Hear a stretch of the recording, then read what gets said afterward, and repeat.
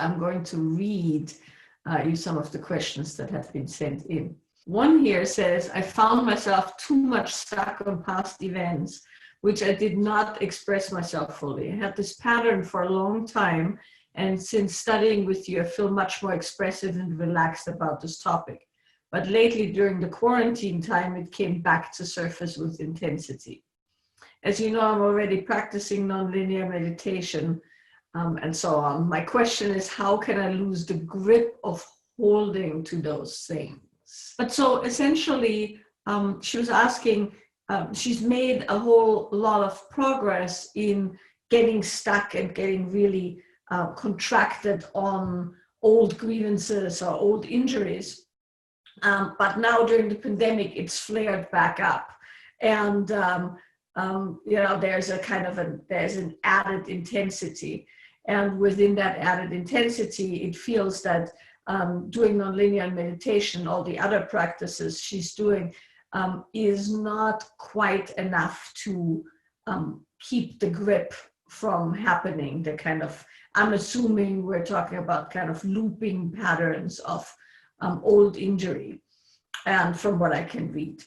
So the reason I was asking Steve is Steve has a wonderful way of explaining how different strands work. But I'll start somewhere else, and that is that anytime you notice that you have these kind of thought loops that make it so that the same stuff comes around and comes around and comes around, there is a few strategies one can employ. And the first thing, of course, to be said is that in a pandemic or in any other real stress situation, anywhere there is already kind of a strain, it will pop up.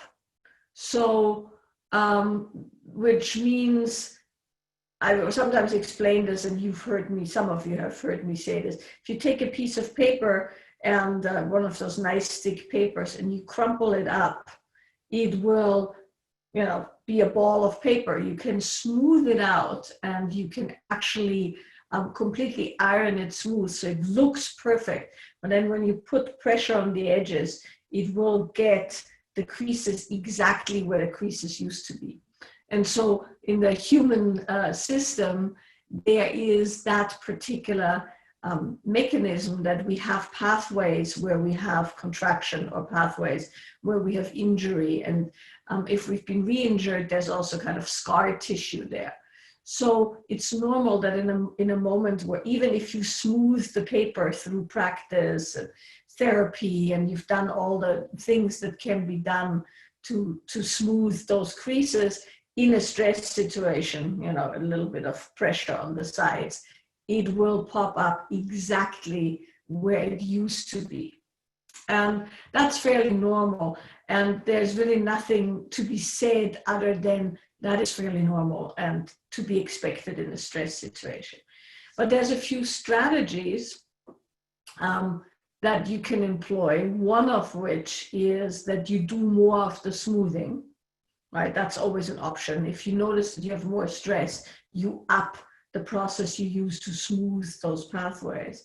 There's also the option, and this is something that particularly works with thought loops, is to actively attend to the thought loop.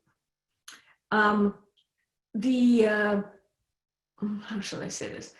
The thought loop has its own mechanism. It's connected with things in the body, but it also has a function of reminding you because it's something untended to.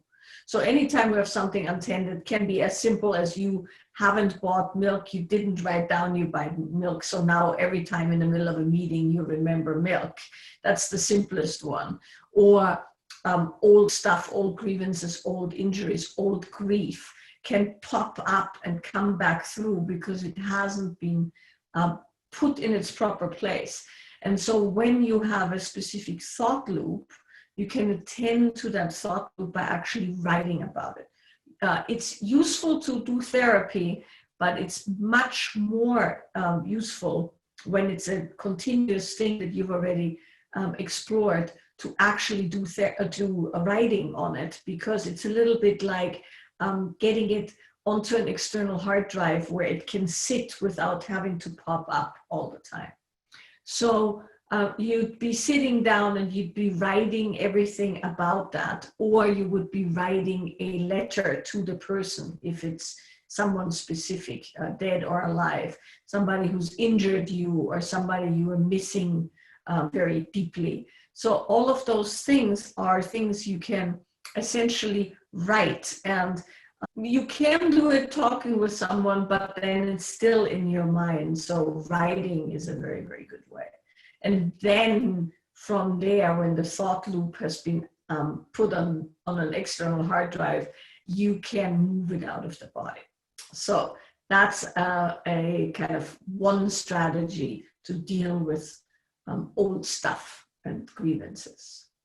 If you want to add, or it's good, that was it. Yeah, it is good. I thought I'd just say one extra thing.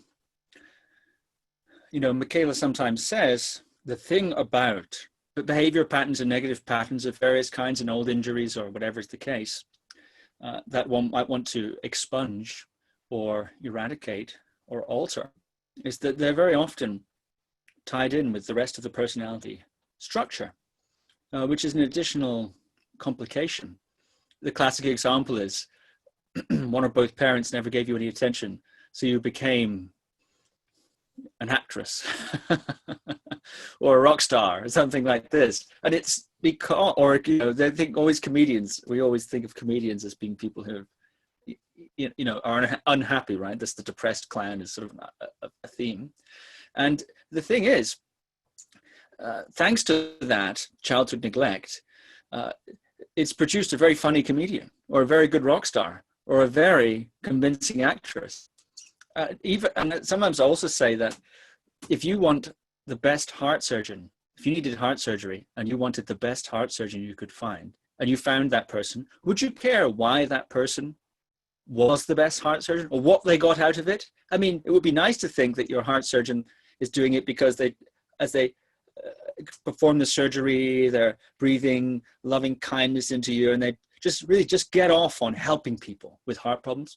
But it could be the case that the heart surgeon loves money, loves being the best, and just there's something about doing it in a tidy way, like cutting someone up, and they just kind of like it. They just kind of get off on it. They're a little weird that way. Does it really matter when you're getting your heart surgery what the motivation of the surgeon is, as long as the competency is there? And that's certainly the case in the more extreme ranges of competency and expertise. People tend to get a little weird because one thing's for sure, injury, psychological injury or imbalance of a personality can produce genius. I wouldn't sign up for it personally as a route to success, but it can be the case.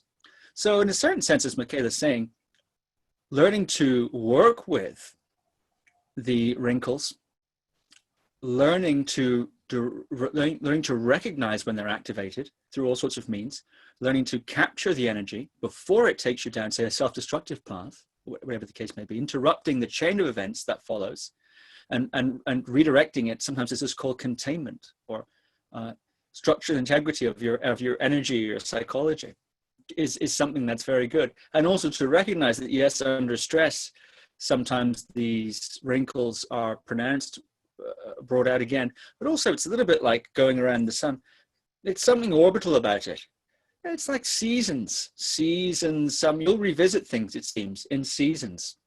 It's a different flavor, particularly if you've done a lot of work on these things, but things come back. So in a certain way, integrating the difficulties, the traumas, injuries is a really, I think, smart strategy, rather than trying to completely eradicate these things. Changing the relationship to them and redirecting the energy along less self-destructive paths and actions is a smart way to think of it also.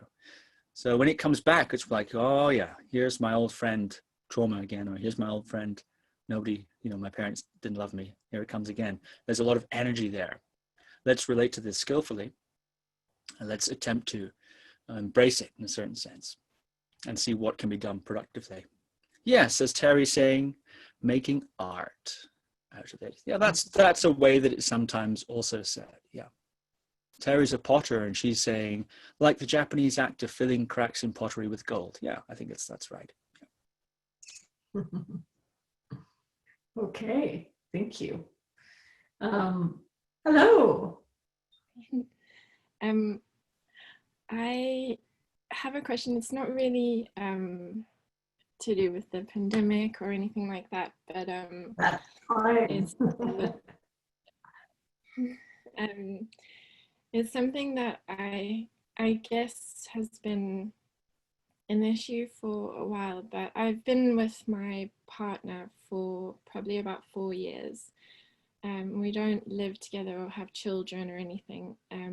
We probably in normal times see each other like once a week. And I'm going to read from the question that I sent to you. So it's about the cliched, I guess, Madonna-Whore complex. I have been listening to your podcast for quite a few years, and I don't remember hearing you speak about it. But anyway, so I thought I'd write it in because of that. And I was just wondering if you had any thoughts on this complex, what is maybe at the root cause of it in a person. If you think there are specific ways that a couple can work through something like this. As I said, we've been together for about 4 years, and we met, our sexual relationship was extremely intense, and I explored and pushed a lot of sexual boundaries with him, which deepened my trust and my attraction to him. And as our connection and intimacy deepened, his attraction to me changed, and he lost interest in pretty much anything like kinky or exciting. And I understand that that's like a normal thing, that the excitement changes over time, but he sort of told me that that was going to happen in the beginning. And he kind of, it's like as he deepens intimacy, that excitement goes away, and we do still have sex often, and every now and then I do feel this real like intense connection, and it's almost like when that happens, I almost feel a bit embarrassed afterwards, because it's not, I find myself being self-conscious that maybe it's not exciting for him. We do see other people. We do. I have a couple of like long-term lovers, but I don't see them very often. I do have connections with them, which are very deep and intimate, but very sort of occasional. And I guess we've both got to the point where he's almost felt embarrassed about it and resigned to the fact that this is just him, that's just where his erotic brain or whatever in his body, like he just completely loses the excitement, or it's like he needs that rush. So when he sees other women, he's having this like kind of anonymous, crazy, really exciting sex, and then he has me with this really deep, intimate, connected relationship. So he almost has everything that he needs in a way, but I don't, because I want that with him. Like I want everything with him, and I don't really know yet if it's something that we can work. It's the first time that he's really felt almost ready to start like exploring it in himself. Like I've never pushed him to figure it out or anything like that. It's just been something that we've been navigating together and sort of seeing where we're both at. And I feel like he's finally at a point where he wants to potentially understand where it's coming from, and if possible, like tackle it or accept it or something along the lines of both.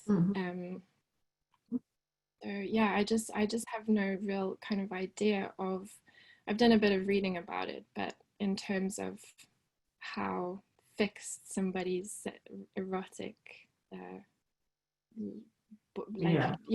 fixed those things are, and how yeah Okay, well, I'll say a few things generally, and then, then we can take it from there. But essentially, the reason there is a name for it, right, the Madonna-Whore complex, says it all, right? It's very common. And the same kind of mechanism exists also in women, but it is much more common in men, as described in the Madonna-Whore complex, right? And so there's a few things that you have to consider, and I can't diagnose him or you because I would have to have a proper sit down, ask a million questions about your situations. So all I can say or can give you is a few common options of what happens in people's erotic programming and in the way they see themselves sexually, and then you can kind of pull it apart from there. So this is very complex. So I'm going to try and make it, since it's called a Madonna-Whore complex, it's also very complex, clearly. So because of the way, not everyone, but some people learn about sex, right? And the way sex is positioned in someone's life, in particular in a young person's life, and when they grow up and have their first sexual experiences, the kind of sex, I read your email, so I know, I know a little bit more detail than you've just given, but the kind of, like you were saying, hot, dark, kinky sex that you used to have is not really considered something that people talk about or are with in a conscious way. It's something that a lot of people want, men and women alike, but it's still fraught with a lot of dogma and stigma and misinformation and embarrassment. And of course, because sex is a very private act, when those kind of acts are made public because somebody talks about it or things like that, it's very, very shameful and embarrassing for some people. So it often happens that the kind of fantasies that are more the dark, kinky, crazy hot sex fantasies are lived out really kind of in below the surface or kind of hidden. And often in men, because of the way it's felt, is they assume that only women who are somewhat damaged and not good girls or depraved or sluts or whatever that the words are that people use around those, which are all quite horrible labels. These kind of labels apply to the women who do the things that they want, right? So now this, of course, poses a huge problem, because if you think that you are dirty for doing it, and of course that the woman who wants that kind of stuff must be deranged or damaged or slutty, then you're putting both of you in a really horrible situation, because you're creating a situation where you want something that you innately consider not okay, and that the person who gives it to you isn't that okay. So that's one layer, right? And then that's all perfectly fine when it's fresh and new and you don't know that person that well, and you can somewhat objectify them, which is the function of some of that sex. Not in everyone, not all the time, mind you, but often the way it's learned and done and experimented with is kind of devoid of some of the, let's say, heart, compassion, open intimacy context. And so when people then add the open intimacy and the heart and knowing that person as a person to the things that they do to objectify, it sometimes that whole thing collapses, and they can only do one or the other. They can only do the dark, dirty, kinky stuff with somebody who they're not deeply connected with, or they can have the depth of connection and openness and compassion and understanding, and then not be able to do those things. And a great many women I know suffer from that because they actually would like that kind of depth of, let's call it dark, engagement with the person that they can open themselves to via, their emotions and their heart.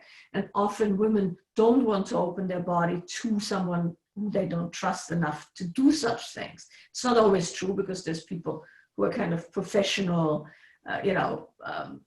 thrill seekers in that department. But often in a two people relationship, you want to do those things because you trust someone, and they want to do those things because they can objectify you or pull away from it. And then that creates the kind of situation you have, where you have a partner who you love and you have great intimacy with, but they go and do the dark and dirty stuff with other people, and you have to go to other people so that that's fulfilled. And that, of course, causes enormous amount of pain and suffering and sadness and questioning. So that's a little bit of how it goes, right? It's not so much about the sex or the erotic blueprint, so to speak. It has to do with, or the erotic blueprint is maybe not the right word, the erotic imprint, right?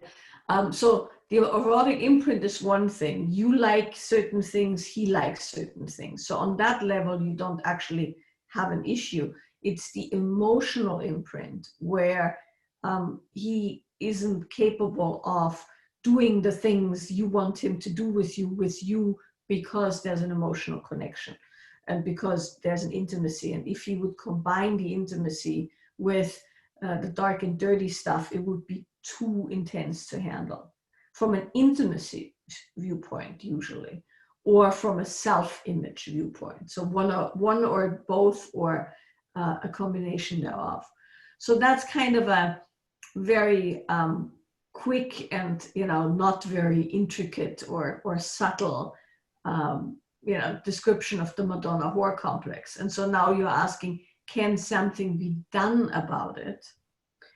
Yes, there can, but that would really require that both of you need to be willing to kind of experiment, and the aspect of the experimentation could be somewhat awkward and also a bit painful on occasion, because you'll come up against his refusal to deeply connect, and you'll also come up to your, you have this, it goes together.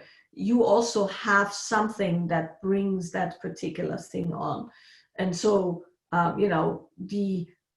the objectification can go both ways. The emotional disconnection or the unwillingness to be emotional can go both ways.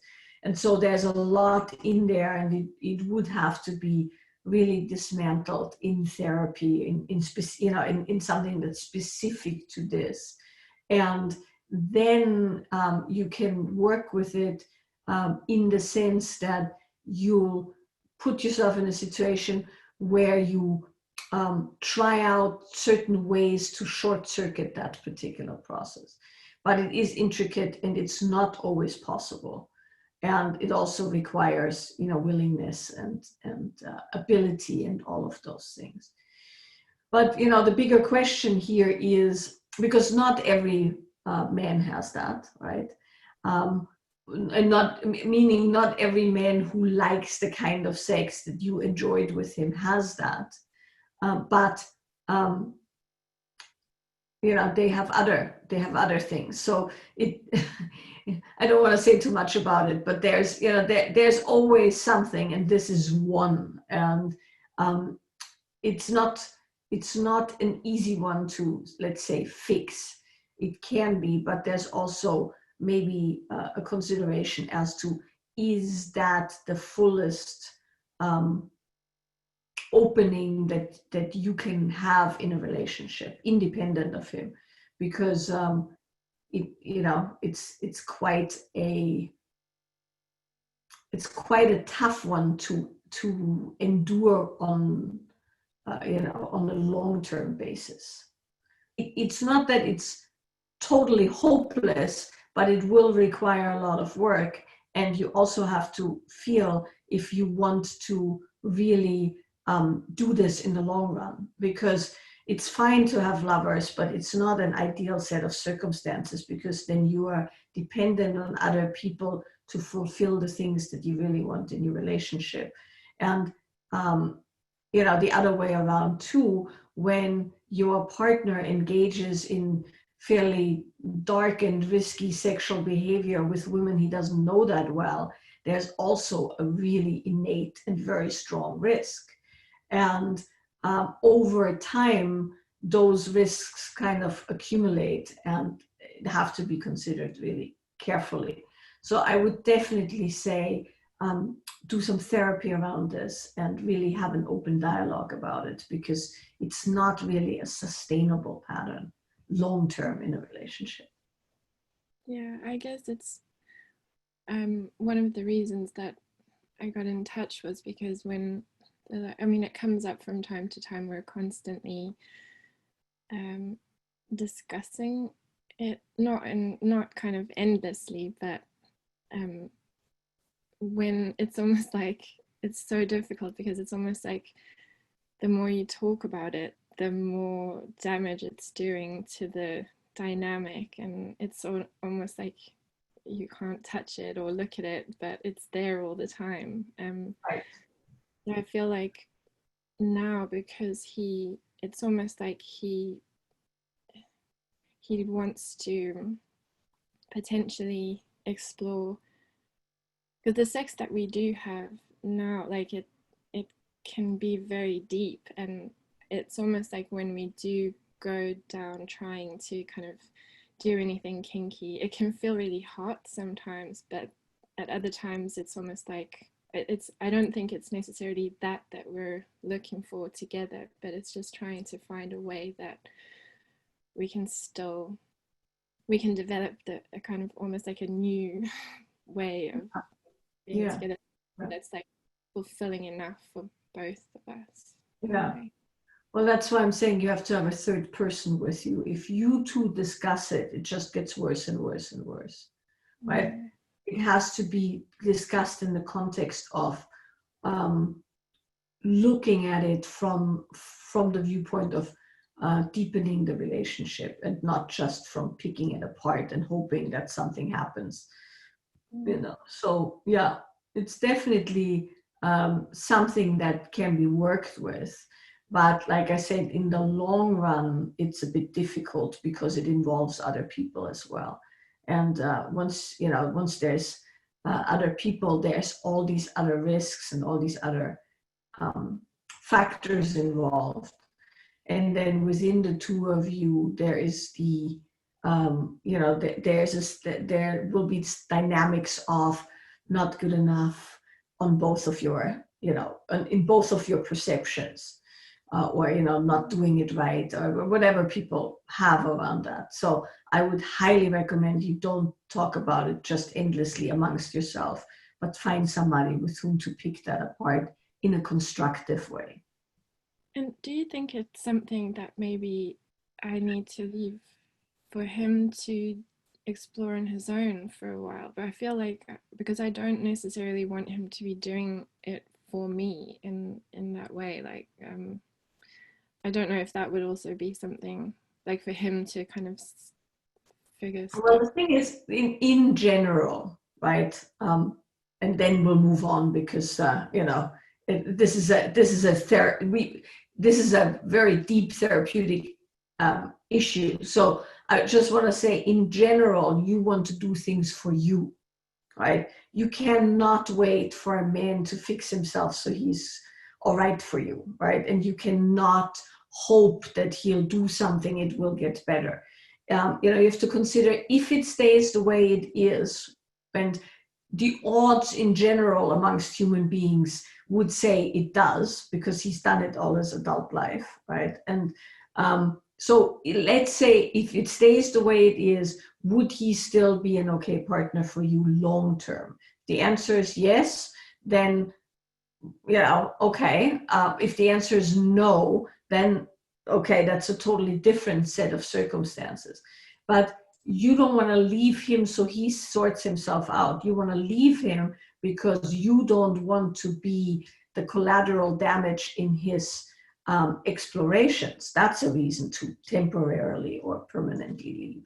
But you have to look out for yourself. Can't do this for him. That's his job.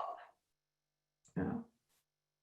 Because when you're on the other side of 40 or 50 or whatever, 60, right, later in life, you're going to look back and you're going to feel that you spent quite a few of your really prime years of in relational engagement waiting for a guy to get it together. And that's never a good idea.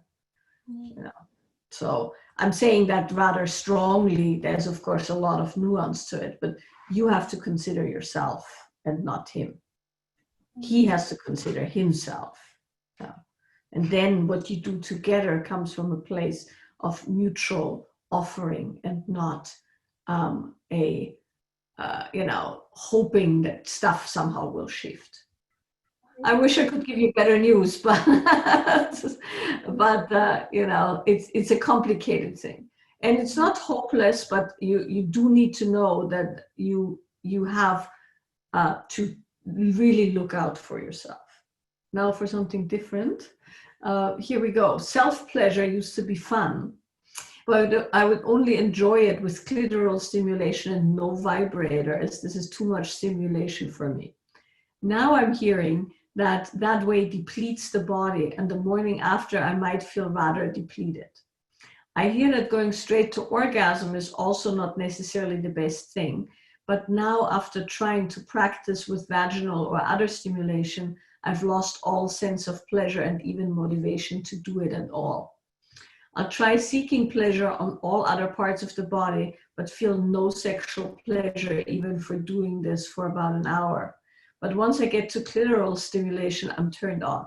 Should I continue to go deeper into this exploration, even though it feels like a chore, or go back to a place where I feel the pleasure again? So I thought that was a really excellent question. There's so much in there. So it's also really wonderfully phrased, because you're saying here, I am hearing that, and I hear that going straight to orgasm. Don't listen to what people say unless you can validate it in your own body. And so what I mean by that is pleasure is a very, very intricate, and like we just discussed with Kathy, right? A very imprinted set of circumstances. And so when we have learned how to have pleasure in the body, right, and sexual pleasure specifically, we've learned that usually via masturbation. Most of us have self-pleasure long before we connect with a sexual partner.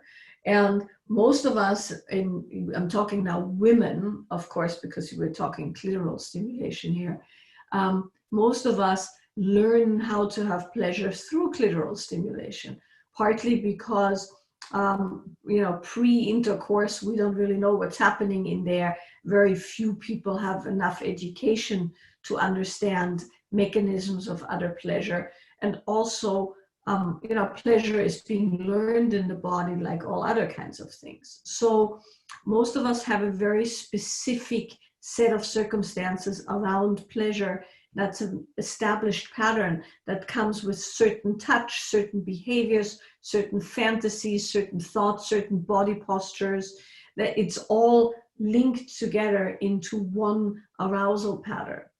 And that particular arousal pattern is your go-to arousal pattern that you have practiced hundreds or thousands of times before you ever had sex. And so that's a good thing. And I don't think you have to look at that as depleting or, less good. There is, particularly in the neo-tantric, domain, there's this whole, clitoral orgasms are bad. They deplete you as if you, this is also said about men ejaculating. It's so depleting, it zaps you of your energy. Well, first of all, I happen to know who asked this question. You are young and vibrant and healthy and vital. So chances are pretty good you're not really feeling depleted bodily, but you might have emotional or mental things around it. But even if you're depleted, physically for a moment doesn't mean that that's not, possible to be picked up. And often, I want to say that as well, a really good orgasm, where you really have a full pleasurable experience, will relax you, and that relaxation will feel depleting because you suddenly can feel that you're tired. So you're not actually depleted, but you might feel tired, but you don't feel tired because you had a clitoral orgasm. You feel tired because you suddenly allow yourself to feel deeper layers of your body, and your body is saying, I'm tired. I've been doing too much. I've been pushing too much. I've been running. And then when you have sexual activity, particularly self-activity, where you do it exactly the way you want to do it, your body goes, finally, right? I can relax. Will you listen to me? And then you feel tired. That's not depletion necessary from a clitoral orgasm. That you would have to do a lot of that to actually physically deplete you. But it has to do with sensitization and listening to the messages of your body. So what I would say always, because these kind of messages are very disempowering, and they're in a certain way another, kind of a, I don't know how to say this, a newer way of controlling women's pleasure. First we were bad girls if we had any pleasure. Now we're bad girls if we have clitoral pleasure.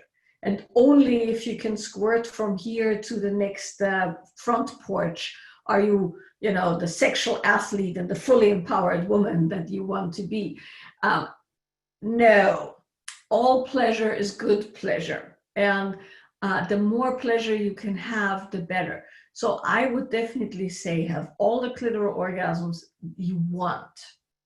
And then from there, expand your repertoire. So it's not an either or.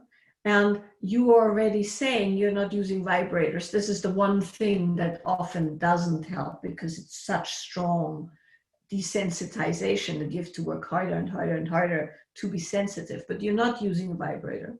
So have all the clitoral orgasms that make you feel happy about having pleasure in your body. And then go, well, what else is there? Right? And so when you go, what else is there, not instead or replace, then you can actually engage with, let's say, G-spot stimulation or cervical stimulation from a different place. Because as you say so rightly in your email, it doesn't feel the same. It's a totally different arousal pattern, totally different sets of sensations. And often in the beginning, particularly when you do work with the G-spot or things like that, it doesn't feel particularly exciting, or even, particularly when you're not used to it. It might take 20 minutes till you feel anything. And I mean, who has that amount of stamina when it doesn't actually do anything, right? So you're actually doing all the right things. You just cut out the thing that is your on-ramp. So what I would do if I were you is, you said you give your body pleasure everywhere else, right? But you just don't want to go there sexually because it's not that really great.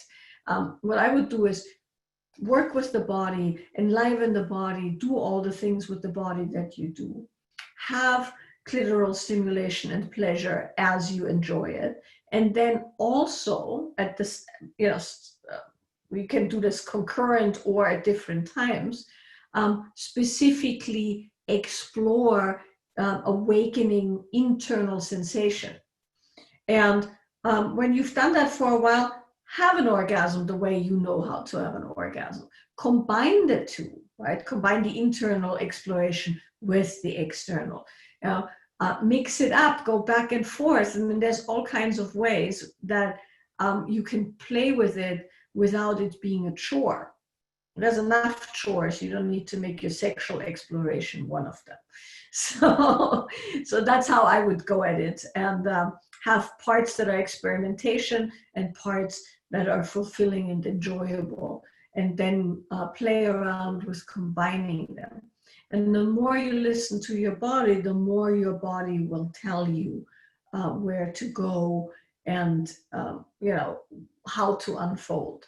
It might take a while, but you have to always remember that pleasure pathways in the body can be built, and it takes a little while, and it takes some experimentation, and then over time you get kind of conditioned more and more to experience deeper pleasure in the areas that you want to explore and discover.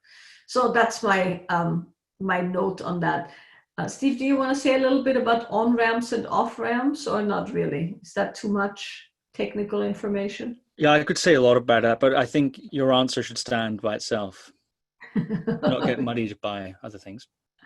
All right. Hello. Fantastic. Lovely to see you. I'm going to carry along the lines of the sexual questions, and I would like to hear you say something about the relationship between nature and sexuality or pleasure, and how going out in nature and merging with nature is such a pleasurable, almost sexual act or feeling, or it is to me. And like that's when it does the same thing to my body as, well, having a beautiful sex act with a guy. So the heart opening or the body opening, and I was just wondering what that relationship is there, and if you could say, I'm sure you have some wisdom around that. It's such a big topic, right? It's such a huge topic, but I'll try my hands at this for a moment. Ultimately, how we perceive pleasure, right, and aliveness in the body is via the body, right? And our body is built for pleasure in this way that our senses is what keeps us alive. And so when we have sensual engagement, that sensual engagement allows us to feel things, hear things, taste things. It's funny because I'm just in the middle of putting out the next month of the pleasure course, and this next month is all about the senses, right, and the engagement with the senses, bringing forth the aliveness in the body that then brings the sexual aliveness much, much stronger and higher. And so within that, our bodies are part of the natural world, right? Our bodies were functional and surviving long before we had enormous brain power and cognitive ability. So when we talk about pleasure and aliveness, we're talking about bringing the body into it. And within that, there is a very strong engagement with the senses that wakes up the body. And when the body is awake, then of course, sexual sensations fall into that same general category. But what makes nature so incredible, this was the other reason I laughed, right? Because what makes nature so incredible is nature isn't that complicated. Right?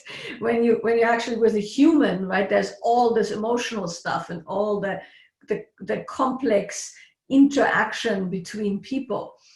While when you're interacting with nature, you don't have to guard against that. Your personal relational patterns don't come in as strongly or at all, and also nature doesn't talk back or abandon you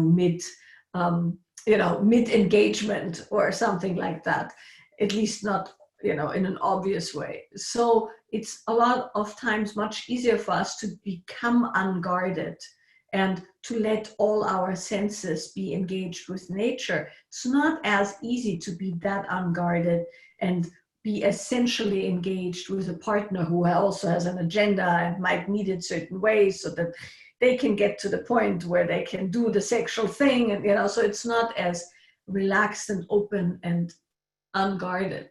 And so when our body resonates with the natural world, that openness is almost automatic. And like you were saying, the heart openness of, a beautiful tree or a sunset or seeing the moon rise is it has an orgasmic quality to it because you don't have to guard against it. You might find that sometimes it's so gorgeous that you have to guard against it because it's too much, but then that's solely yours to relax.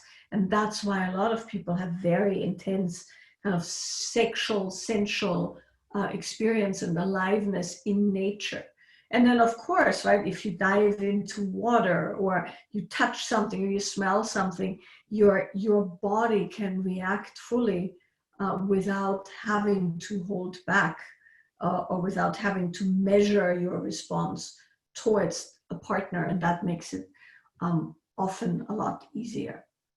So that's my quick and dirty, summary of why is nature sexy. Yeah, thanks. It's certainly extremely sexy, yeah.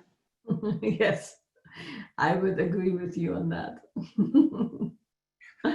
All right, thank you. Steve, do you want to pick a question from the emails? Yeah, I'll ask you one here from the emails. I think you should read it though.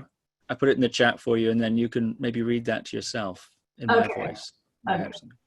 I'm an avid social dancer, and sometimes the dance can be very sensual and intimate without leading to sex, nor what's considered sexual acts. Naturally, people do develop feelings over one another because of that, and I've noticed a few dancers in my community who become magnets for attention.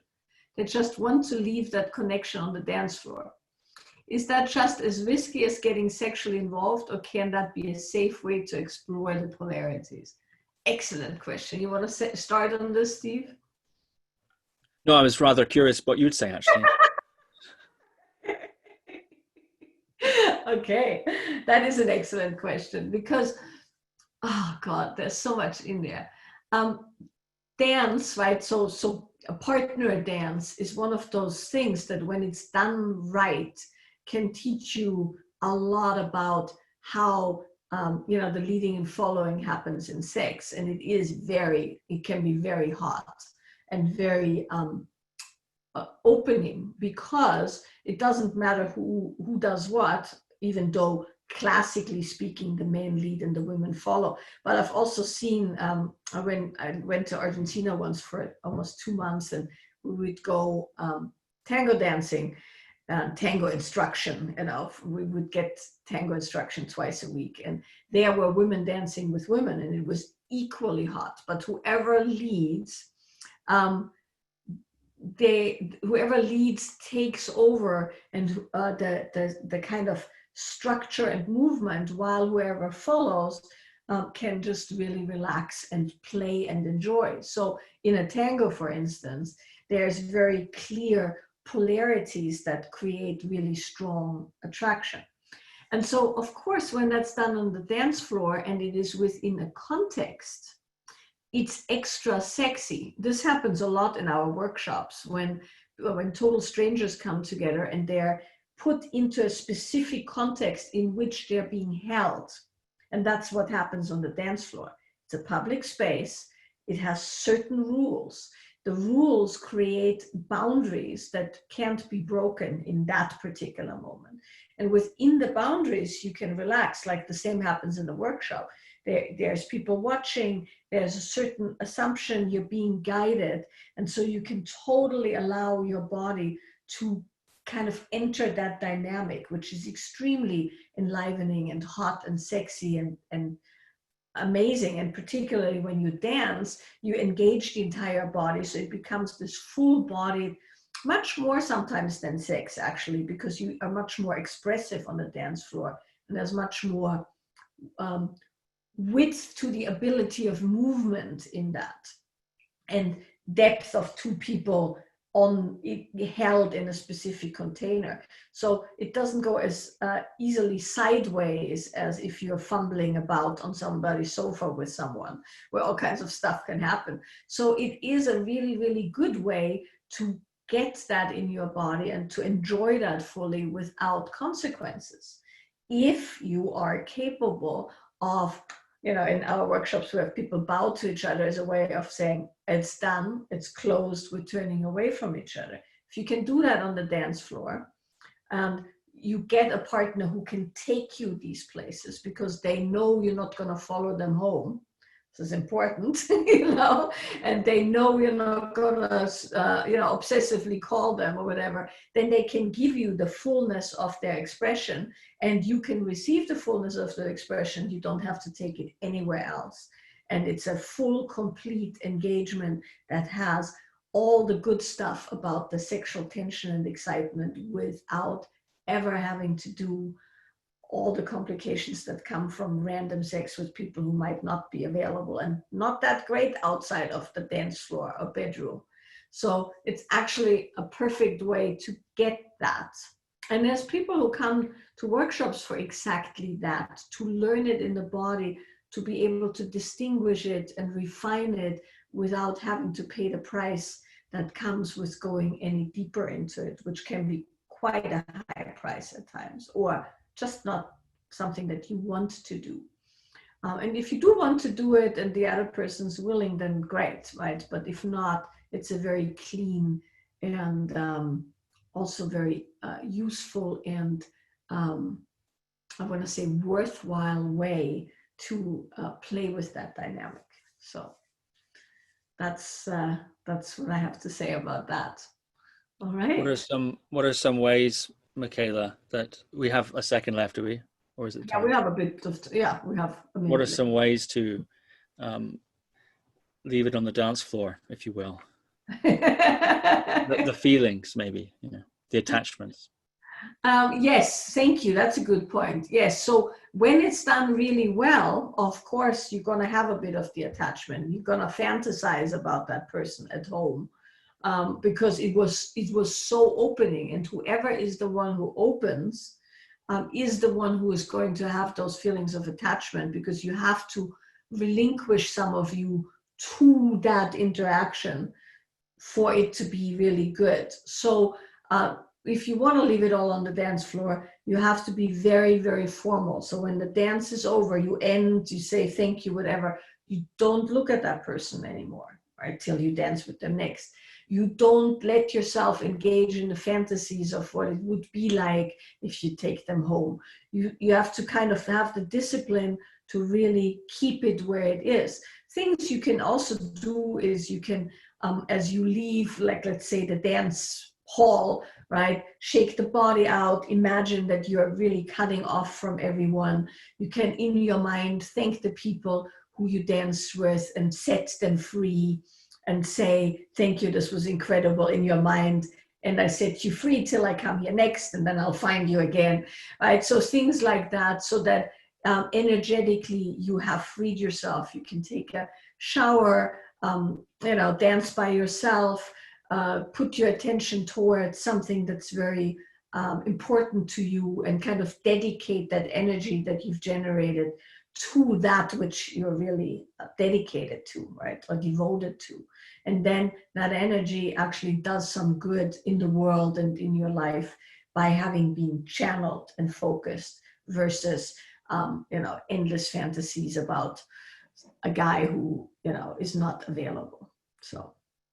Thank you so much. And thanks for answering two of my questions today. All right. Well, thank you very, very much. And I'm, as always, thrilled that you had good questions and we could see you and engage with you. A few announcements as we end. Some of you know this and are already on there. Next week, I'll be teaching 2 nonlinear movement sessions, one on Monday, one on Tuesday. And then on Wednesday, Steve does Guru Viking Meditation Club, also twice a day. And where you can sit, and that's free. Steve's meditation club is free. You just join in. He'll explain a technique. He can probably tell you this better than I do.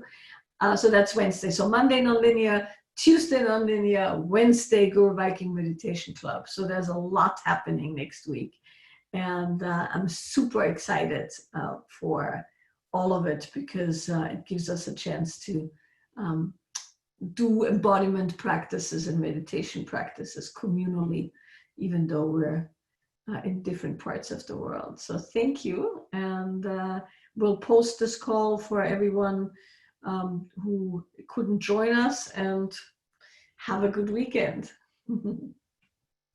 Bye.